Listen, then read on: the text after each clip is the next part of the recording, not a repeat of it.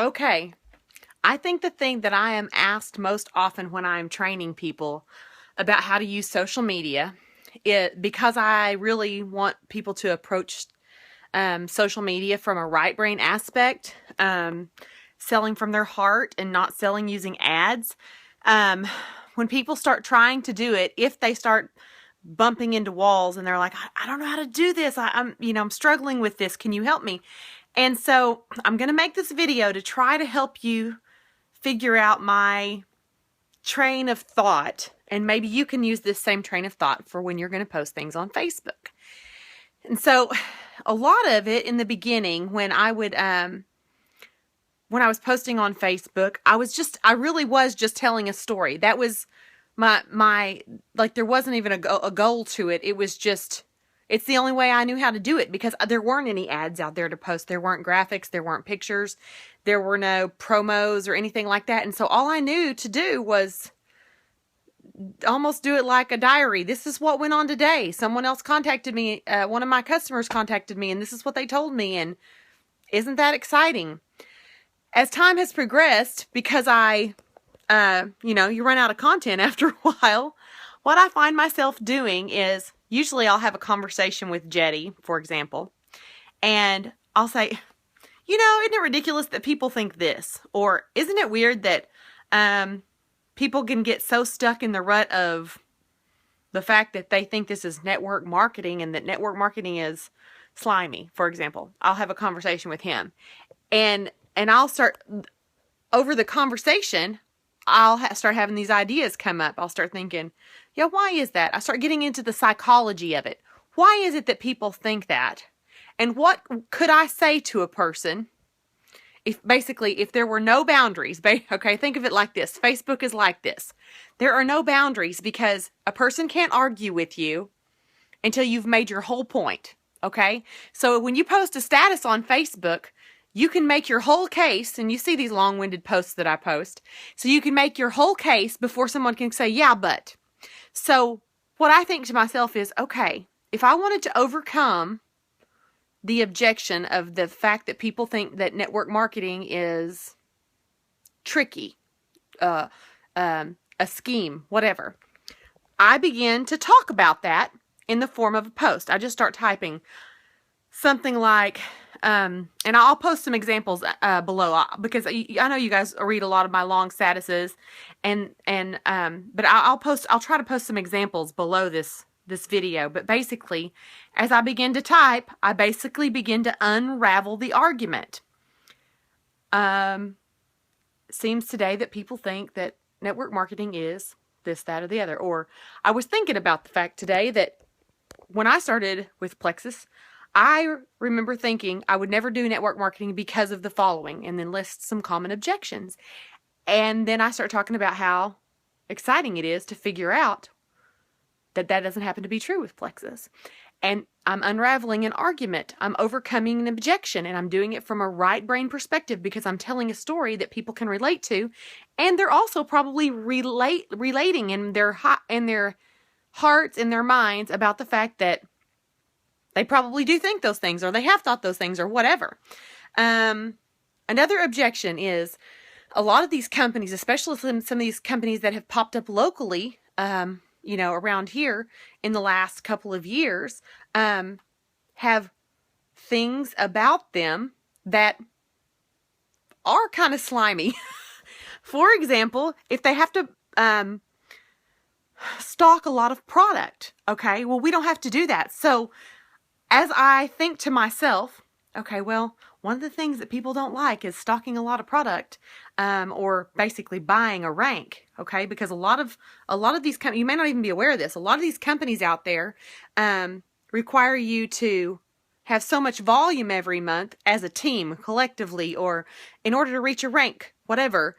And in order to reach a rank, your unit has to have 15,000 or something like that, and those types of things. Well, that's another argument that I like to unravel. I like to point out the fact that I was so glad to figure out that Plexus wasn't like that, whatever. Sometimes people think about the fact that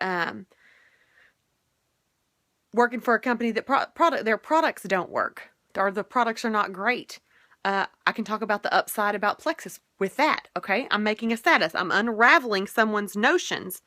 So basically, before I start to post something, I'll have a thought pop into my head that's like, someone's objection to why they would want to join my team, someone's objection to why they wouldn't want to be involved with network marketing, an objection as to why people wouldn't want to try our products, for example. Most things that they've ever used for weight loss either made them cranky or tired or whatever, and I begin to use that philosophy and I unravel the objection. And that's how I post my statuses, okay? I feel like I'm making it too simplified. I mean, you may be going, what? That's explain it better. I hope I am explaining it well though, but I want you to make a list of objections that you feel people maybe they commonly say these things to you, or you feel that people would commonly say these things to you if you were brave and came out of your comfort zone and approached people about this business. And I want you to use those objections and make a case for why Plexus is different. Because that's the cool thing about this. We are with network marketing, but not just any network marketing. So it's okay to let people go ahead and feel a little slimy about network marketing. It's okay. You don't have to feel so defensive on the behalf of network marketing. You don't have to be like, network marketing is not slimy. Because the fact is, sometimes it is. I'm just here to say. And it's sad that ours is labeled the same as a lot of these companies that are like that have these, what do they call them? Buy something. Oh my gosh, the word just always comes to me and now it's not. Basically, it's a comp plan where you have to have balanced legs. And those kind of comp plans are sort of gotcha. Meaning you get involved in it and you get so excited and you get 6 months into it to realize it's going to be almost impossible to reach your rank because of the way the comp plan is written. And there's nothing about Plexus like that. And so what I want you to do is make a list of common objections that you feel like people have preconceived notions about network marketing, about weight loss products, about whatever, the things that you think are in the back of your mind. And I want you to use those objections, and just like an attorney, I want you to write out a case it's the yeah, but. Your status in the back of your mind is yeah, but. Meaning, I know this is what you think, but, and then start writing.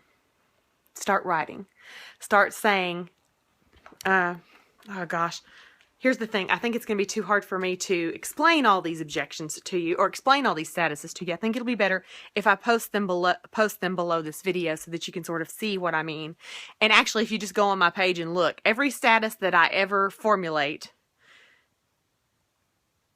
pretty much every status came from, and almost every video too, comes from the fact that I have thought of an objection, discussed an objection with Jetty, got off the phone with someone who gave me an objection, and I get off the phone or get out of the car talking with Jetty or whatever, and I come back and I formulate a yeah, but.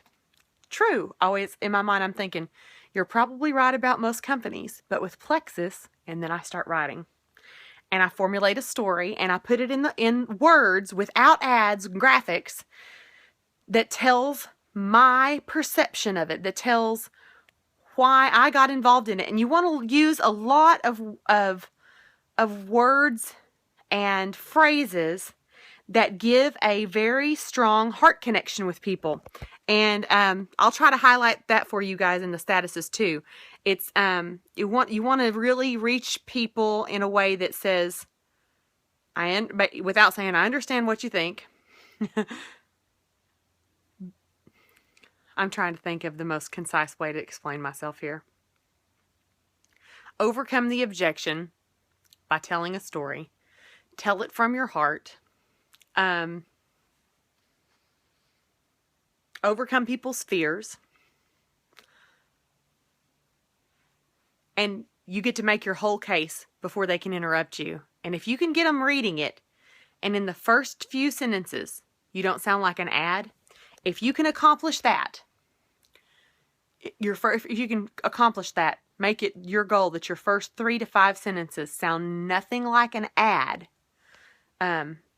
For example, let me tell you what does sound like an ad.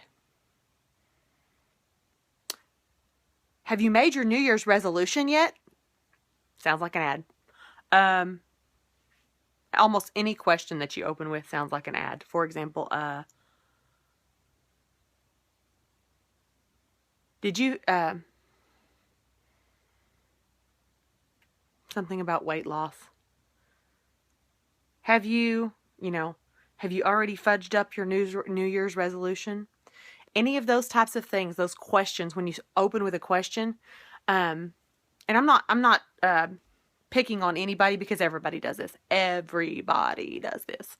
But I'm saying when I read a question, when it leads off with a question, it just sounds like you're writing an essay or an ad. It sounds like, why do I love America? I love America because. It sounds like, why do I drive a Ford pickup? I drive a Ford pickup because.